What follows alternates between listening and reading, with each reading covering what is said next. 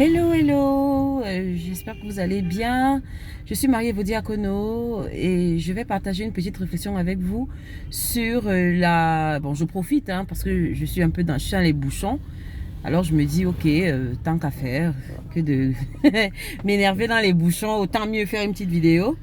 Donc voilà, vous aurez cette fois-ci, la vidéo se fera avec mon rétroviseur. On va jeter un coup d'œil dans le rétroviseur de notre vécu avec un pervers narcissique. Et donc, je partage une petite réflexion avec vous comme ça, tout de go, sur les caractéristiques des proies de haut grade. Parce que je suis sûre que, et j'ai lu certains commentaires, des gens il y en a qui se posent la question de savoir c'est quoi et c'est qui ou bien c'est quoi une proie de haut grade. Qu'est-ce que le pervers narcissique considère comme proie de haut grade ou comme proie de grade A? Oui, et il sera donc question de ça tout au long de ce petit moment, cette petite réflexion que je vais partager avec vous. Voyez-vous, les concepts de grade, de proie se déterminent par rapport au pervers narcissique. C'est la première chose que je vous dirais. C'est-à-dire que le pervers narcissique, c'est lui qui évalue que celle-ci, c'est une proie de haut grade, de grade A. Celle-ci, c'est une proie de grade B. Celle-ci, c'est une proie de... Ou bien celui-ci, c'est une proie de grade C. Et maintenant, j'entends déjà certaines personnes dire que, mais coach, tu veux nous dire quoi? Que tu entres dans la tête du pervers narcissique? Non, pas entrer dans la tête d'un pervers narcissique, mais pour avoir côtoyé pendant suffisamment longtemps un pervers narcissique, je peux avoir ma petite idée sur les critères d'évaluation d'un pervers narcissique. Sur la base de quels critères un pervers narcissique va dire que ça c'est une proie de haut grade, ça c'est une proie de grade A. Et c'est de ça qu'on va parler aujourd'hui. Parce que bon, moi j'ai été une proie de haut grade.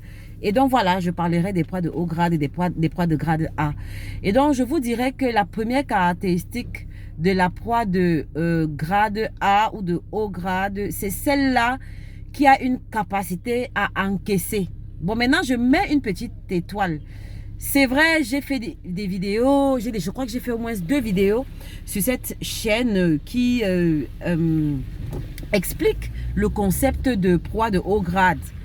Mais dans cette vidéo, je vais vous apporter un regard différent. Vous savez, si vous avez l'habitude de me suivre, plus on fait ces classes, plus les yeux s'ouvrent et plus on comprend certaines choses. Donc, c'est avec ma compréhension d'aujourd'hui que je vais vous expliquer ce qui, à mon sens, constituerait une proie de haut grade pour un pervers narcissique. Et donc, j'ai dit, première caractéristique, la capacité à endurer. La capacité à endurer les maltraitances. Je m'explique.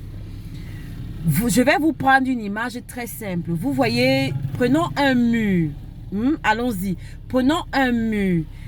Le mur sera qualifié de solide en fonction de sa résistance au choc. Imaginez qu'en face que vous ayez un mur qui va céder au bout d'un seul coup de poing. Vous avez un mur, vous donnez juste un coup de poing, vous donnez un coup de poing à ce mur et le mur s'écroule. Ça veut dire que le mur n'est pas solide. Imaginez maintenant un mur qui ne tombe pas malgré, vous prenez même, je sais pas quoi, du béton, vous cognez dessus, le mur ne cède pas. Vous prenez même votre voiture, vous cognez dessus, le mur ne cède pas. Vous direz que ce mur est solide. Eh bien, c'est ça un pervers narcissique. C'est ça les éléments, le premier élément, le premier critère pour un pervers narcissique qui va vous classer en termes de proie de haut grade ou de bas grade. La proie de haut grade, c'est celle-là qui encaisse. Et maintenant, je vais entrer dans plus de détails pour que vous compreniez. Avant, vous n'êtes pas la première victime d'un pervers narcissique. Avant vous, le pervers narcissique a connu beaucoup d'autres personnes. Et il y a des personnes pour qui, dès que le pervers narcissique commence son orage narcissique, il n'est qu'à 30 secondes ou 1 minute de son orage narcissique que ces personnes s'écroulent complètement. Elles s'écroulent complètement, elles ne résistent pas, elles ne font rien, elles s'écroulent complètement. Ça d'emblée, ce n'est pas une bonne croix pour un pervers narcissique. Parce que le pervers narcissique, par définition, cherche à extraire l'énergie et à déposer son énergie. Vous comprenez? Et donc, pour ça, il faut un certain temps, il faut un certain délai. Il faut qu'il vous torture pendant un certain temps. Maintenant, ça dépend des pervers narcissiques. Mais chaque pervers narcissique a sa minuterie pour savoir que c'est à partir de telle minute que je commence à vampiriser? C'est à partir de quelle minute que je commence à déposer mon énergie sur cette personne-là, ou bien je commence à transférer mon énergie sur cette personne? Donc j'ai dit, la première caractéristique d'une proie de haut grade, c'est sa capacité à encaisser. Sa capacité à encaisser, c'est-à-dire qu'il t'insulte, tu es là, tu ne pars pas, tu ne fermes pas la porte, non, tu es là, tu le laisses t'insulter. Il finit de t'insulter, il insulte tes pieds, il insulte tes genoux. Donc, il va faire une dissection anatomique de tout ton corps, que tu seras toujours là, tu te laisses insulter et tu ne réagis pas et tu ne t'écroules pas. Ou tout au plus, c'est à partir d'un certain moment que tu vas commencer à sangloter. Ça, c'est véritablement une proie de haut grade pour un pervers narcissique. Je donne d'abord les caractéristiques générales. Ensuite, chacun pourra se reconnaître. La deuxième caractéristique d'une proie de haut grade pour un pervers narcissique, c'est sa capacité à chercher à le réparer. C'est sa capacité à chercher à le réparer. Et ça rejoint la première caractéristique parce que une proie de haut grade, quand elle reste pendant que le pervers narcissique est en train de l'insulter, de lui faire du mal, de la violenter psychologiquement, elle reste, elle est là, tu ne bouges pas. Pourquoi? Parce que dans ta tête, tu te dis que tu peux le réparer. Dans ta tête, tu te dis que tu le comprends. Dans ta tête, tu te dis que non, c'est parce qu'il a eu tel problème dans son enfance. Et donc, il faut que je sois patiente avec lui. Il faut que je sois patient avec elle, si c'est une femme. Et donc, tu es là. Et tu encaisses ça justement parce que tu te dis que tu vas la réparer. Parce que tu te dis que l'amour qui est à l'intérieur de toi va transformer, je sais pas quoi, le monstre qui est en lui en quelqu'un de bien, en quelqu'un de gentil. Et ça me rappelle les clichés. Et vous savez, ça a été, on a été conditionné non seulement par notre entourage familial initial, parce que la famille initiale d'une proie de haut grade te conditionne à servir la famille. Je ne sais pas si ça vous dit quelque chose. Tu as été programmé à servir parce qu'on a vu qui tu es depuis ta toute petite enfance. Donc, tes parents, initialement, très tôt, t'ont conditionné à être la personne, en fait, qui rend service à toute l'unité familiale, en fait.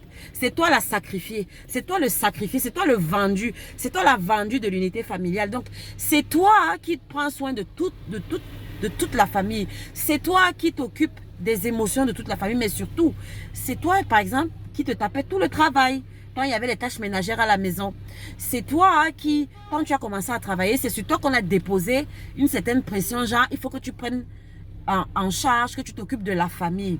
Donc tu es prédisposé comme ça à aider, à aider, à aider et à aider. Et c'est ça qui fait de toi, notamment, une proie de haut grade pour un pervers narcissique. Parce que comme tu as été conditionné comme ça, le pervers narcissique va exploiter ça. Donc, malgré le fait qu'il te fasse du mal, malgré le fait qu'il te manque de respect, malgré le fait qu'elle te maltraite, toi, en retour, tu lui donnes de l'amour. Toi, en retour, tu continues à lui rendre des services.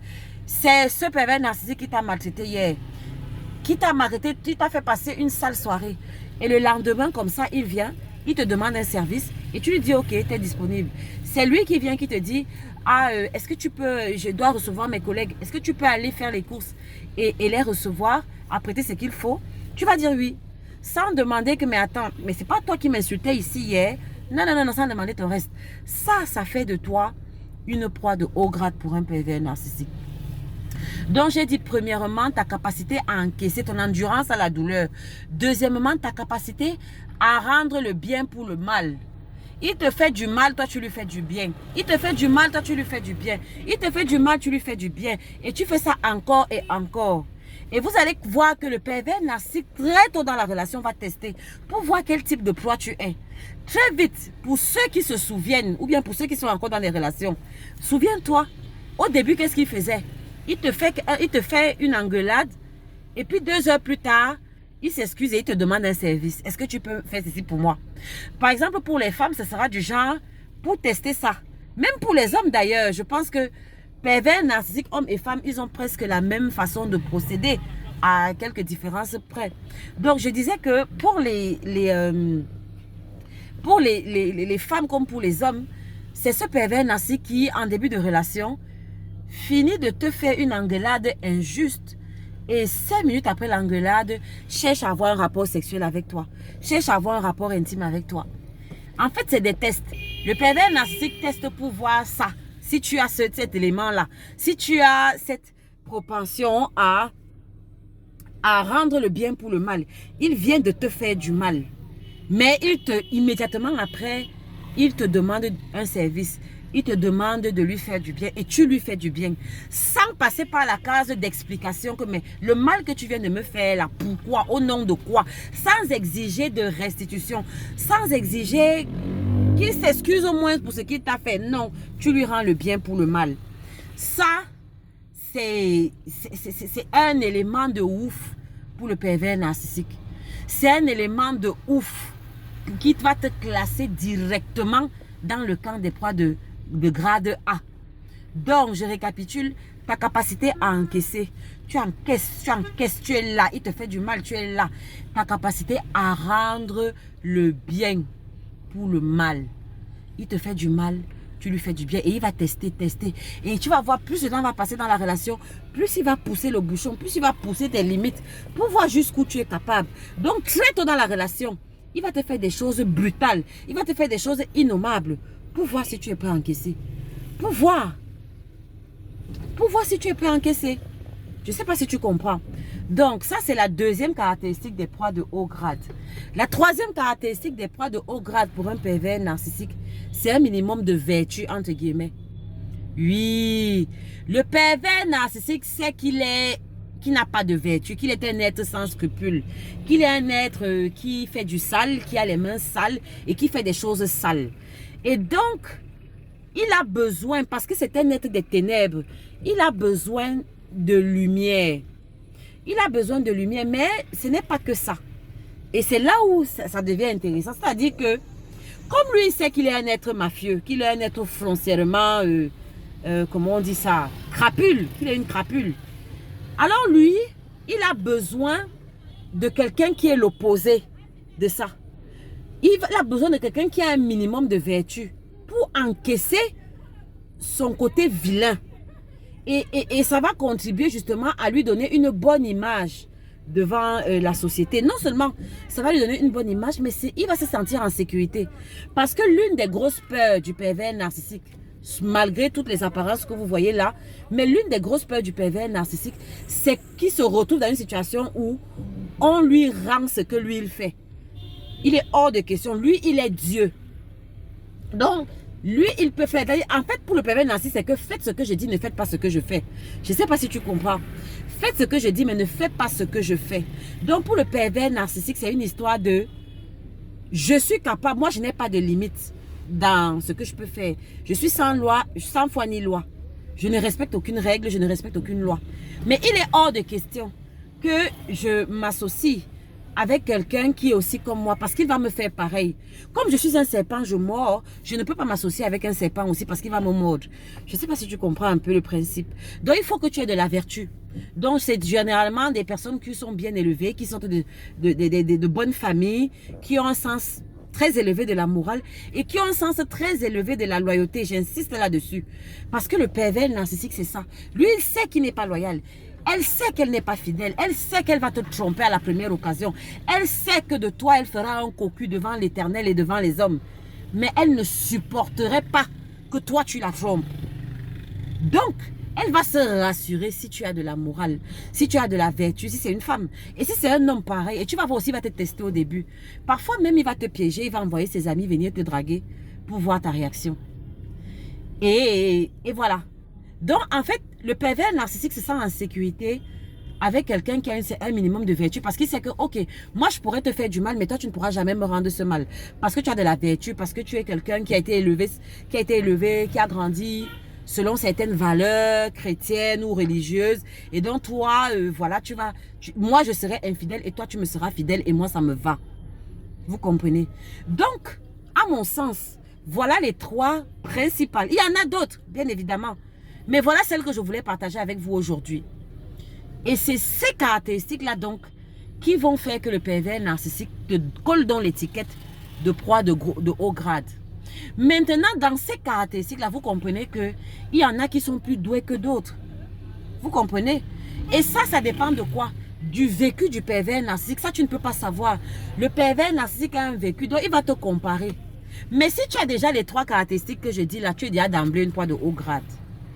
D'emblée, tu es une proie de haut grade. Maintenant, il y aura des nuances, 50 nuances de gris et tout.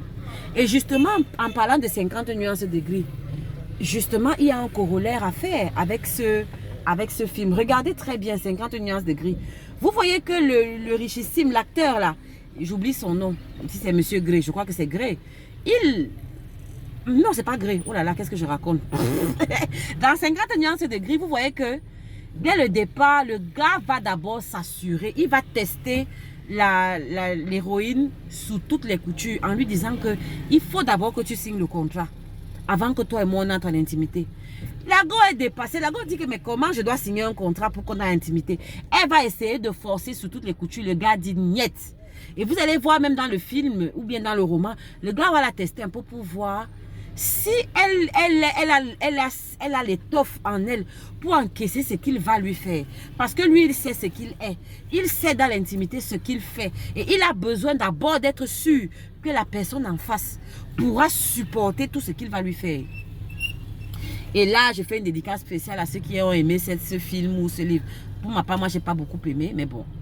Toujours est-il que là n'est pas la question. Mais vous voyez que c'est à peu près ça le principe d'un pervers narcissique. Quand le pervers narcissique te rencontre, il va très vite te tester. Il va très vite te tester justement pour voir ton acabit, pour voir ton étoffe, pour voir quel type de proie tu es. Quelle est ton étoffe, quelle est ton endurance à la douleur. Parce que lui, il sait déjà ce qu'il va te faire. Il connaît déjà le programme de la relation. Il sait qui il est. Il est très au clair avec qui il est et ce qu'il va te faire et ce qu'il a l'intention de te faire. Ce sera de la maltraitance pure et simple. Il va te maltraiter sur toutes les coutures. Donc, il faut être sûr que tu vas encaisser. Et vous savez le pied pour un pervers narcissique, puisque le pervers narcissique, quand je parle de contenance ou bien de ton endurance à la douleur, c'est parce que le pervers narcissique est un vase qui est tellement plein. C'est-à-dire que c'est un océan de noirceur. Tu comprends? Donc, l'idéal pour lui, par exemple, pour les pervers narcissiques aguerris et avertis, c'est vraiment, par exemple, passer toute une nuit à te faire subir un orage narcissique. Par exemple, il t'engueule toute une nuit. C'est le pied et toi, tu es là, tu ne pars pas, tu ne t'écroules pas, tu ne disparais pas. Tu essayes de le raisonner, tu essayes de l'amener à la raison, tu essayes de le guérir. Voilà. Et plus ça met long, plus il se vide. Parce que, comme j'ai dit au départ, le pervers narcissique, c'est un océan de noirceur. C'est un océan de noirceur. Donc, à l'intérieur de lui, c'est tellement noir et c'est tellement illimité à l'intérieur de lui que il a besoin aussi d'un vase qui a cette même contenance-là. Donc, et comme j'ai dit initialement, ce n'est pas tout le monde qui peut supporter ça. Il y a des personnes que tu l'engueules une minute, elles s'écroulent. Il n'y a plus rien en face. Ça, c'est pas intéressant pour un pervers narcissique. Mais toi, tu es intéressant pour ce pervers narcissique parce que il est capable de t'engueuler pendant 3 heures et tu restes avec lui dans la même pièce. Et même, avec toi, il a le bonus, genre, il finit t'engueuler pendant 4 heures, de t'insulter au sens propre comme au sens figuré, d'insulter ta famille, ton père, ta mère, et de revenir 30 minutes plus tard, te demander des rapports sexuels et tu acceptes. Ou de revenir 30 minutes plus tard et de te demander de lui faire à manger et tu acceptes. Et tu le fais en essayant même de forcer un petit sourire gris. Ça, pour le pervers narcissique, c'est le Saint Graal. C'est le nec le plus ultra. Franchement, c'est du caviar. Pour un pervers narcissique d'avoir quelqu'un comme ça. Et si en plus, il te trompe à gauche et à droite, en haut, en bas, devant et derrière, un peu à droite, là, un peu en haut, un peu en bas, avec la voisine de gauche, avec ta cousine et ton cousin, et toi tu ne le trompes pas, alors là, il te consacre. Non, elle fait de toi son Saint Graal, il fait de toi sa bien-aimée. Il fait de toi sa bien-aimée. Donc, excusez, c'est parce que là, ça devient déjà compliqué. Je suis dans le bouchon. Donc, pour un pervers narcissique, je suis dans les bouchons, voilà. Donc, pour un pervers narcissique, c'est vraiment jouissif. Et c'est ça. Maintenant, ça n'empêche pas que le pervers, parce que de par sa nature, la loi de l'attraction oblige, le pervers narcissique est naturellement attiré par des personnes qui sont aussi crapules que lui. Donc, ne t'en fais pas. Dans le harem, il y aura aussi des personnes manipulatrices, des personnes tordues, des personnes à la vertu contestable, avec qui il est en relation. Mais ce n'est pas ces personnes-là qu'il va afficher aux yeux du monde parce que ce serait afficher qui il est. Or, il a besoin d'afficher au monde un avatar, une image de quelqu'un de respectable. Et comme lui, il est sombre, il a besoin de quelqu'un sur qui il va souvent se décharger de façon périodique. Eh bien, c'est toi qu'il va consacrer comme la proie de haut grade et c'est toi qu'il va épouser d'ailleurs. Donc, ne t'inquiète pas, il ne t'a pas épousé parce qu'il t'aime. Elle ne t'a pas épousé parce qu'elle est folle amoureuse de toi ou parce que tu es l'homme de sa vie. Non, surtout pas. Elle t'a épousé ou il t'a épousé parce que pour lui, tu es une proie de haut grade. Point. Et j'ai défini dans cette vidéo ce que j'entends par proie de haut grade. Voilà. Donc, en résumé, c'est le pervers narcissique qui définit. Maintenant, c'est dans la tête du pervers narcissique qu'il y a une certaine hiérarchisation en fonction de ses expériences passées et des proies qu'il a eu à croquer avant toi. Donc, peut-être il y aura un petit classement, il y aura une shortlist que dans le tiroir de proies de grade A, il y a le numéro 1, le numéro 2, le numéro 3, le numéro 4. Ça, par contre, je ne saurais vous le dire. C'est seul le pervers narcissique qui sait qui est son numéro 1. Mais comme je sais que les proies de haut grade ne courent pas les rues, alors tu es forcément parmi sa top liste en fait. C'est ça. Donc, en résumé, si j'enlève le fait que c'est le pervers narcissique qui détermine qui est la proie de haut grade, il y a quand même des caractéristiques qu'on peut noter. Et j'ai partagé ces caractéristiques dans cette vidéo. Ces caractéristiques, c'est la personne qui est capable à endurer longtemps la maltraitance, la personne qui se dit qu'elle va le guérir et donc qui lui rend inlassablement, de façon éternelle et interminable, le bien pour le mal. Et puis, je suis entrée dans un nid de poule. Et puis, c'est la personne qui, en troisième position, a un minimum de vertu. Qui, devant l'infidélité, reste fidèle. Devant la déloyauté, reste loyale. Devant l'humiliation, reste respectueuse. Bref, la personne qui va appliquer le Coran à la lettre, la personne qui va appliquer les 10 commandements à la lettre, la Bible à la lettre, les paroles de Jésus à la lettre, le concernant, pendant que lui, il applique sur toi les paroles du livre de Satan en personne. Il passe le temps à appliquer sur toi les paroles du livre de Satan. Il passe le temps à appliquer sur toi les paroles du livre de Belzébul.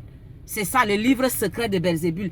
Il applique ça sur toi à la lettre. Et toi, en retour, tu passes le temps tel l'agneau sacrifié, comme un agneau immolé, alors qu'il n'y a qu'un seul agneau. Il n'y a qu'un seul sacrifice, celui de Jésus. Mais toi, tu es son Jésus.